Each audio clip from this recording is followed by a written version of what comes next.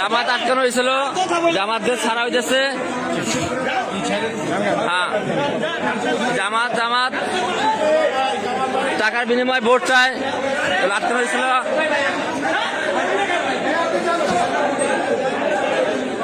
যাবেন নাকি গোলাই খাবেন?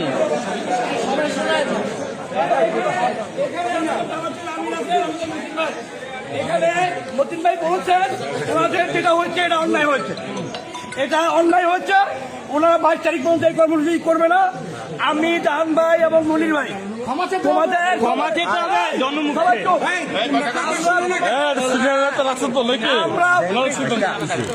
আমরা তোমাদের সকলের পক্ষ থেকে আমি জাহান ভাই এবং মনির ভাই সিদ্ধান্ত নিয়েছি। জাহান ভাই আমাদের প্রার্থীর সঙ্গে কথা বলেছেন। আমাদের প্রার্থীর বক্তব্য হচ্ছে আমাদের এই নির্বাচনটা হতে হবে আমাদের শান্তিপূর্ণভাবে। মতিন ভাইও শান্তিপূর্ণ নির্বাচনের পক্ষে। আমরা আশা করি এই যে অনাকাঙ্ক্ষিত যেটা হয়ে গেছে এটা ভবিষ্যতে আর হবে না। আমরা যেন এই বিষয়টা নিয়ে এই ভুল বুঝাবুঝি জাতির সঙ্গে হয়েছে এটা নিয়ে যেন ভবিষ্যতে কেউ কাউকে যেন কোন রকম ভিক্টিমাইজ না করি এটা অনুরোধ করছি। মতিন ভাইকে দয়া করে আপনি বলুন। জাহান ভাই বলেছেন। আমি আপনাদেরকে দুইটা কথা বলতে চাই। আমাদের কাপুর থানার জামাতের আমির সাহেব এবং ওনাদের সিনিয়র নেতারা আজকের এই ঘটনার প্রেক্ষিতে বলেছেন ওনাদের মহিলারা বাসায় গিয়ে যে এনআইডি চেয়েছেন, মোবাইল নাম্বার চেয়েছেন, এটা ওনাদের ব্যক্তিগত মোবাইল নাম্বার, ব্যক্তিগত এনআইডি কার্ড। এইটা ওনাকে কাউকে দেখানোর ওনাদের কোনো কারণ নাই। আমাদের বাড়িওয়ালাদের এটা চেয়ে জামাতের যারা কর্মীরা আসছেন তারা মহা অন্যায় করেছেন। এটা জামাতের আমির সাহেব স্বীকার করেছেন। এই স্বীকার করাটাই আমাদের জন্য সকলের জন্য যথেষ্ট।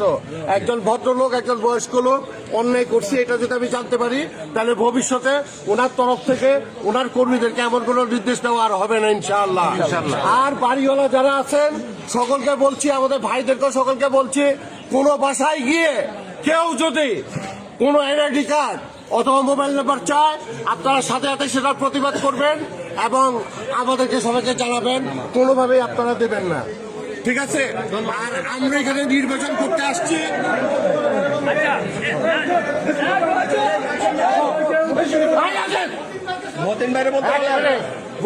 কথা বলবেন, রাখেন।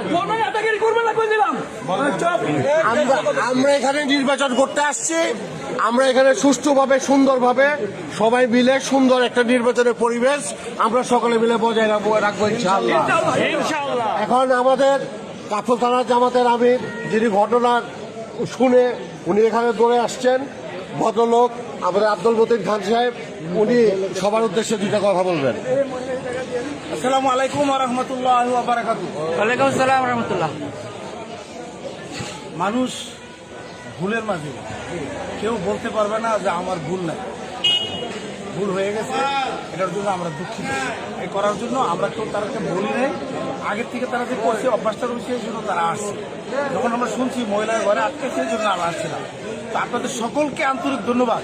আপনারা সকলে এই জিনিসটার প্রতিবাদ করছেন এবং এটা ফয়সলা করার জন্য যে আপনারা আগে আসছেন এই জন্য আন্তরিক ধন্যবাদ।